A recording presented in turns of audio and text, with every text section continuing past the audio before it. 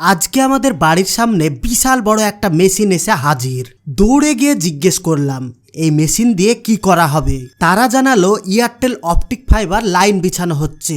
এই কথা শোনার পর তো আমি ভীষণ খুশি, কারণ সেই 10-12 বছর ধরে অ্যালায়েন্স ব্রডব্যান্ডের ফালতু নেটওয়ার্ক চালাতে চালাতে আমাদের জীবনটাই যেন শেষ হয়ে গিয়েছে। এবার হয়তো ভালোভাবে ইন্টারনেট চালাতে পারবো। তো আপনাদেরকে জানিয়ে দিই, ভারতের প্রত্যেকটা গ্রামে এখন এয়ারটেল অপটিক ফাইবার বিছানো হচ্ছে। তার জন্য মোটা এইরকম লাল কালারের পাইপ মাটির তলা দিয়ে নিয়ে আসা হবে, আর সেই জন্য এই মেশিনকে ব্যবহার করা হবে। আজকে আপনাদেরকে দেখাবো এই মেশিনের মাধ্যমে কিভাবে মাটির তলা দিয়ে পাইপ ঢোকানো হয়। মাটির তলা দিয়ে পাইপ ঢোকানোর জন্য হাই স্পিডে পানির প্রেসার তৈরি করার প্রয়োজন পড়ে, আর সেই জন্য তারা এই মেশিনের পানির স্প্রের জায়গাটাকে ঠিক করছে। সর্বপ্রথমে মেশিনকে চালানোর জন্য এক ড্রাম ডিজেল ভরে দিল।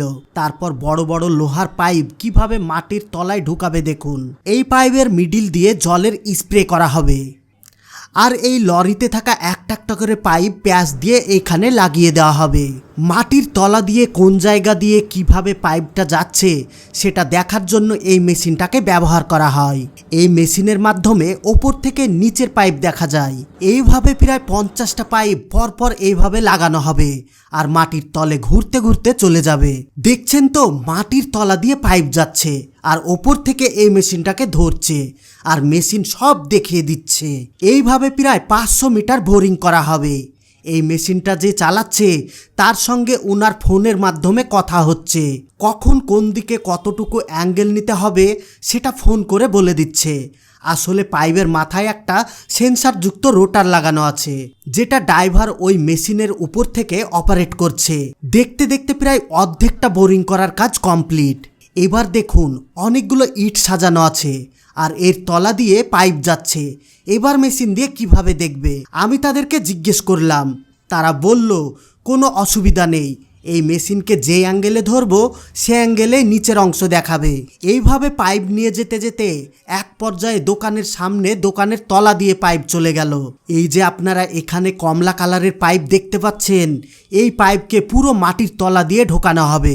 অনেক মানুষই কিন্তু এই দৃশ্যটা দেখছে। আমিও মাটির তলা দিয়ে এইভাবে পাইপ ঢুকানো প্রথমবার দেখলাম। দেখতে দেখতে প্রায় 500 মিটার তারা এইভাবে মাটির তলা দিয়ে ফুটো করে ফেললো। আর এই কাজ করার জন্য মেশিনে অতিরিক্ত পরিমাণে পানির প্রয়োজন পড়ে। পানির স্প্রে করার কারণে মাটি নরম হয়ে যায়, আর বোরিং করতেও অনেক সুবিধা হয়। অনেক অপেক্ষা করার পর আমাদের পাইপ মোটামুটি কাছে চলে এসেছে। আমি ভাবছিলাম হয়তো পাইপটা ওপর দিয়ে আসবে, কিন্তু যখন পাইপটা আসলো তখন দেখলাম একদম নিচ দিয়ে পাইপটা আসলো। আসলে শুধুমাত্র বোরিং করার জন্য এখানে লোহার পাইপ ব্যবহার করা হয়।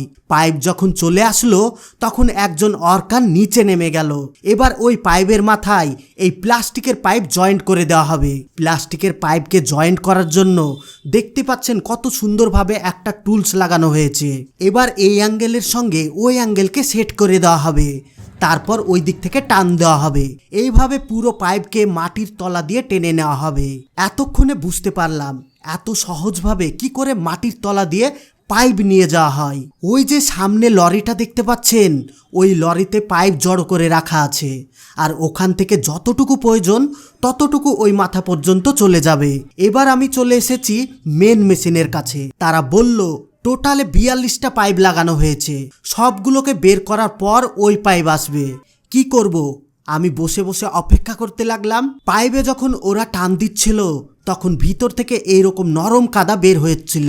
আসলে এই সমস্ত মাটির তলা দিয়ে বোরিং করার জন্য জলের প্রচণ্ড স্প্রে করা হয়, যার কারণে ভিতরে মাটি নরম হয়ে যায় আর এরকম কাদা হয়ে যায়। দেখতে দেখতে ওই মাথা থেকে এই মাথায় পাইপ চলে এলো। এবার একজন ওয়ার্কার ওখানে নিচে নেমে পাইপকে ব্ল্যাক টিউব দিয়ে বন্ধ করে দিল, যেন ওর মধ্যে কোনো নোংরা না ঢোকে। এই ভিডিওটা করার উদ্দেশ্য হচ্ছে এটাই, আপনারা যেন এই বিষয়টা জানতে পারেন।